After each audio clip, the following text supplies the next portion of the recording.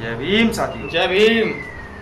साथियों, जैसा कि आप सभी को पता है कि हमारे गंगा सिंह जी जो कि बहुत अच्छी स्पीच देते हैं और एक बहुजन समाज की बहुत अच्छी बातें बताते हैं, तो आज हम इनके मुंह से सुनना चाहते हैं अंधकार, अंधविश्वास, जो आडंबरी चीज़ है, अन्न भक्त जो उसको करते हैं, तो वो आज हम इनके मुंह से सुनना चाहते हैं कि वो चीज़ क्या है जो अंधविश्वास में लोग फंसे हुए हैं और उस अंधविश्वास के कारण क्या क्या हो सकता है और क्या क्या होने वाला और क्या क्या हो चुका।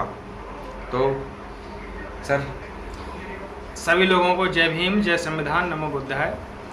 हमारे सारे बहुजन समाज के हम लोग चाहते हैं कि सब लोग आगे बढ़ें और कुशल क्षेम रहें, सब लोग इस अंधकार से निकलें। पहली परिभाषा ये है कि अभी से कुछ समय पहले हम सभी लोगों ने एक शुरुआत हम यहाँ से करते हैं कि कोरोना आया था।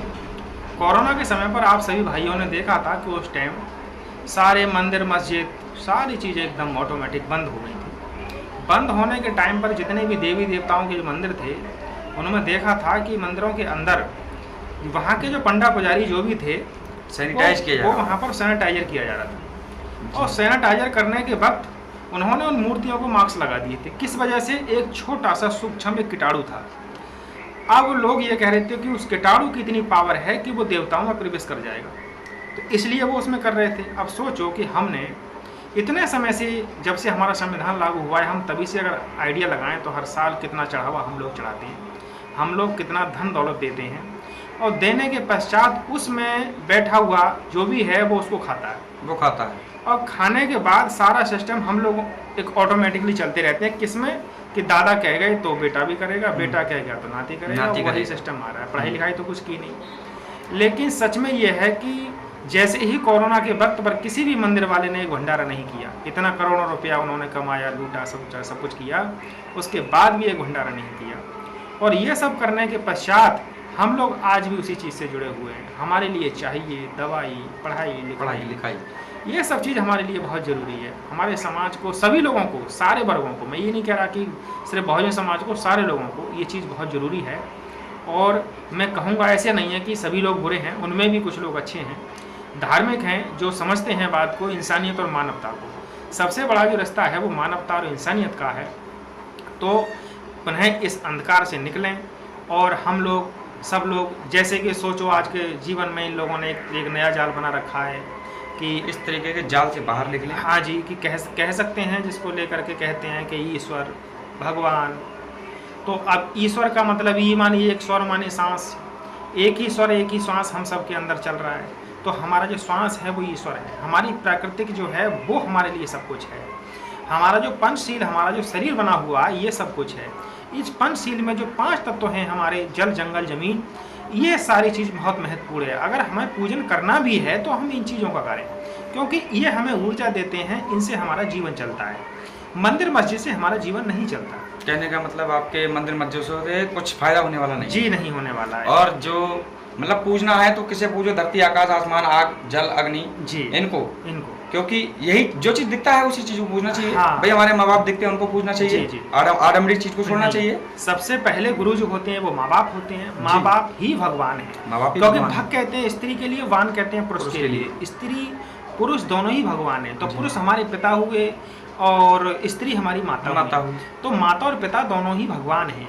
सबसे पहले हमारे सर्वश्रेष्ठ भगवान जो हैं वो माता पिता हैं। इसलिए हमें माता पिता का धन सदैव उनका अनिवार्य रखना चाहिए, उनसे हमेशा शिक्षा लेनी चाहिए, उनके चरण कर्मों पर चलना चाहिए। इससे ही हमारा जीवन सद्गुण की तरफ जाएगा। और हमें परम पिता परमात्मा क्या है? परम कहते हैं जो सबसे अलौकिक चीज़ है, सबसे शून्य मानी संसार। हमारा संसार जो है वो शून्य, एक सूक्ष्म चीज़ है। जैसे कोई व्यक्ति कहने लगेगा एक चने का दाना है या गेहूं का दाना है, जैसे गेहूं का जो दाना होता है उसके ऊपरी तत्व पर गेहूं दिखाई देता है कि हाँ ये गेहूं है, लेकिन उस गेहूं के अंदर भी एक वृक्ष होता है, मगर वो दिखाई नहीं देता। इसी प्रकार से हमारे पंचशील शरीर के अंदर जो सूक्ष्म पावर है वो हमको दिखाई नहीं देती।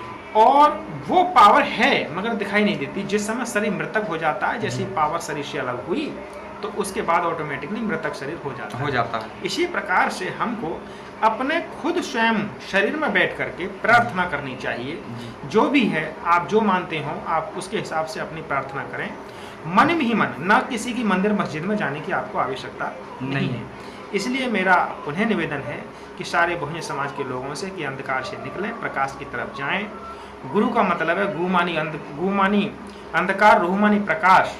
तो जो गुरु हमारे सार्वजनिक हैं, गु का मतलब पढ़ाने वाला भी हो सकता है, बाहर से भी हो सकता है, कोई अच्छी बात हमें समझा रहा है तो वो हमारा गुरु है। इसलिए हमको अच्छी बात को अपने अंदर ग्रहण करना है, गलत बात को अलग रखना है। जैसे एक दीपक दूसरे दीपक को रोशनी देता है, जलता है उससे, इसी प्रकार हमें अपनी मानवता को बढ़ा के रखना चाहिए। एक व्यक्ति से दूसरे व्यक्ति के लिए अच्छी सोच व अच्छा ज्ञान देना चाहिए, ना कि भंगार भरनी चाहिए, जिससे कि व्यक्ति का जीवन शैली खराब।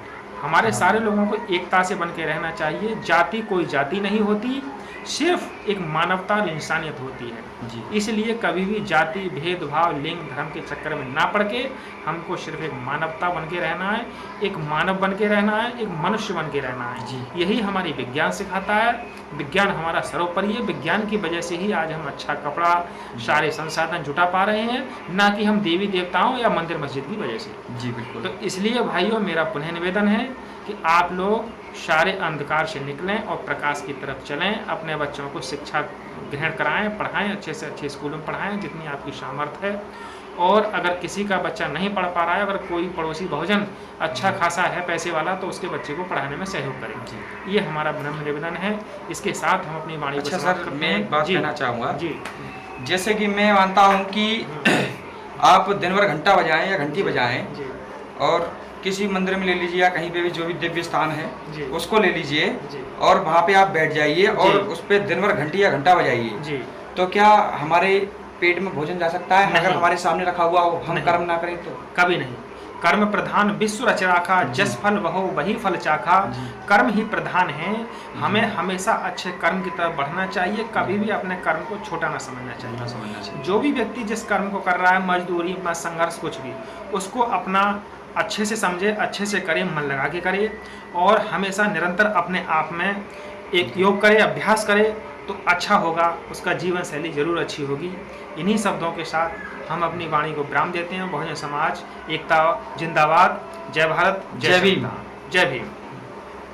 तो साथियों, जैसा कि आपने देखा कि हमारे भाई ने कितनी अच्छी स्पीच और मतलब कुछ ऐसी बातें जो आपको बताई, अभी शायद ही बहुत कम लोग जानते हैं, और जो लोग जानते हैं वो उस चीज़ को करते नहीं, और जो करते हैं वो उस चीज़ को मानते नहीं। मेरा कहने का मतलब है डबल गेम वाला खेल है, जैसे कि 2 in 1। मान लीजिए कि आदमी ने कहा कि मैं ये काम करूंगा, लेकिन वो करता नहीं है, स्वयं उसका उल्टा करता है, और जो कहता है कि मैं इसको नहीं करूंगा, वो भी उसका उल्टा करता है, वो उसको कर देता है। तो वही चीज़ें हैं, जैसा कि इन्होंने बताया, एक से एक अच्छी बात बताई और बहुत बढ़िया चीज़ बताई। देखिए, मेरा मानना तो ये है कि कोई भी देव या देवी या देवता, कोई भी, मैं किसी भगवान का या किसी धर्म का कोई भी किसी पे ठेस पहुंचाना या फिर मेरा कोई ऐसा कोई मतलब नहीं है। मेरा सिर्फ इतना काम है कि समाज को अच्छी चीज़ दिखाना और सही बात बताना। जैसे कि मैं आज सर के चैनल के माध्यम से ये वीडियो बता रहा हूँ और ये दिखा रहा हूँ, आपको दिखाना चाह रहा हूँ कि आप लोग उन आडंबरी चीज़ों से हटें और अलग रहें। क्यों? क्योंकि उन सब चीज़ों से कोई फ़ायदा नहीं है। आप जब तक पढ़ेंगे नहीं, लिखेंगे नहीं, आप कुछ बन नहीं जाएंगे, तो आपको कोई भी सपोर्ट करने वाला नहीं है, ये समझिए। क्यों? क्योंकि आपके हाथ पैर कोई चलाने वाला नहीं है। अगर आप कर्म नहीं करेंगे, काम नहीं करेंगे, तो आपको कोई भी 4 रोटी देने वाला नहीं है। स्वयं के खुद के हाथ पैर और खुद का सब कुछ, मतलब कर्म ही है जो कुछ है। आप करेंगे नहीं तो कुछ मिलेगा नहीं।